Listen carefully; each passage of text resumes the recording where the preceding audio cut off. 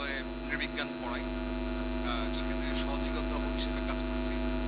আর গত প্রায় ২০ বছরেরও বেশি সময় ধরে আমি শ্রমের বিভিন্ন সেক্টরে গবেষণার কাজে নিয়োজিত আছি।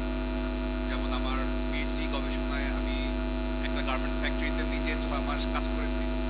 দেখতে কেমন, অভিজ্ঞতা কেমন। একটা শ্রমিকদের সঙ্গে থেকেছি ৭ মাস, শ্রমিক আন্দোলনে যুক্ত হয়েছি। তো আমি এই শ্রম বিষয়ে, শ্রমিকের অধিকার বিষয়ে নানা রকম বিশ্লেষণ তৈরি করা, সেগুলো নিয়ে লেখা এবং সেগুলো নিয়ে ক্লাসরুমে পড়ানো, সেই বিষয়গুলো নিয়ে কাজ করি। আমার কাজের অংশ হিসেবে আমি দিনাজপুরে একটা গ্রামে ৩ বছর ছিলাম। কৃষকদের কী অবস্থা দেখতে, ঘেরের চিংড়ি চাষিদের কী অবস্থা দেখতে বাগেরহাট ছিলাম। ঢাকায় রিক্সা শ্রমিক, গার্মেন্টস শ্রমিক, ওনাদের কী অবস্থা, তাদের যাপিত জীবনের যে কী বাস্তবতা, সেগুলো কাছ থেকে দেখা, বোঝা, বিশ্লেষণ তৈরি করা, লেখা এবং বিভিন্ন জায়গায় সেই লেখা প্রকাশ করা এবং অধিকারের বিষয়ে কাজ করা, এই হচ্ছে আমার কাজের একটা বিষয়। আর খুব সংক্ষেপে যেটা বলবো যে বাংলাদেশের বিশেষত গার্মেন্টস সেক্টর নিয়ে যেভাবে বলে যে made in Bangladesh with pride, যে বাংলাদেশের তৈরি গর্বের সাথে, তো সেই ইতিহাস যখন লেখে, ওই গর্বের ইতিহাসে শ্রমিকের সংগ্রামের যে ইতিহাস সেটা খুব বেশি আসে না।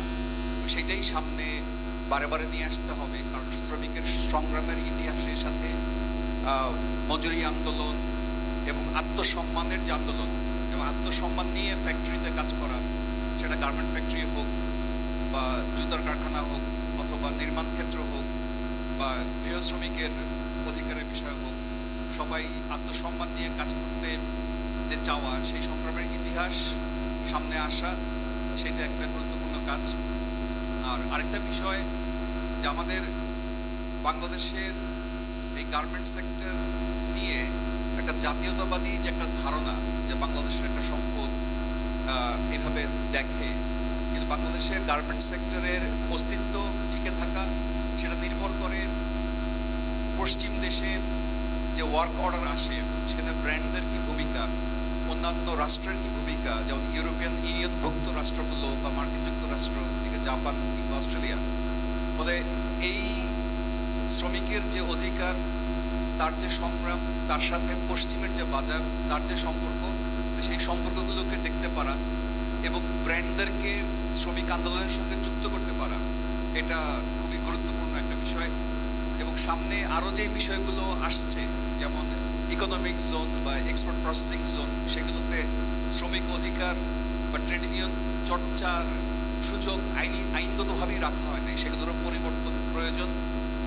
আর যেটা বলে আমি আমার বক্তব্য শেষ করতে চাই, সেটা হচ্ছে যে এই 5ই অগস্টের আন্দোলনের সরকার পরিবর্তনের পরে সবাই যখন বিভিন্ন রকম দাবি দেওয়া নিয়ে আসলো, অনেক দাবি দেওয়া মানা হচ্ছে, অনেক দাবি দেওয়া নিয়ে হাস্যরস হলো, কিন্তু যখন গার্মেন্টস শ্রমিকদের দাবি দেওয়া নিয়ে সামনে আসলো, কর্তৃপক্ষ বলল যে এখন আন্দোলনের সময় না, এবং যেটা বলল যে আমাদের দেশের অর্থনীতি পুনর্গঠন করতে হবে, রাষ্ট্র সংস্কার করতে হবে, তাহলে শ্রমিকের, গার্মেন্টস শ্রমিকের পরিবর্তনের, তাদের অধিকারের রক্ষায় আত্মসম্মানের যে আন্দোলন, সেটা সে কবে করবে?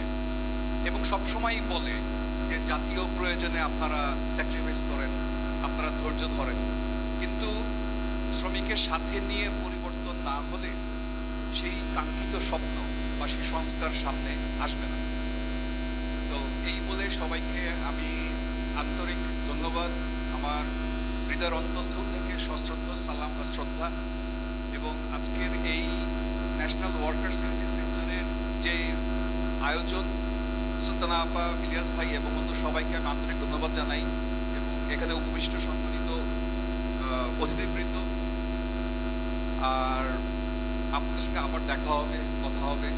আপনারা কেউ জাহাঙ্গীরনগর ইউনিভার্সিটিতে বেড়াতে আসলে জানাবেন, দেখা হবে, কথা হবে, সংগ্রামে থাকবো। Thank you.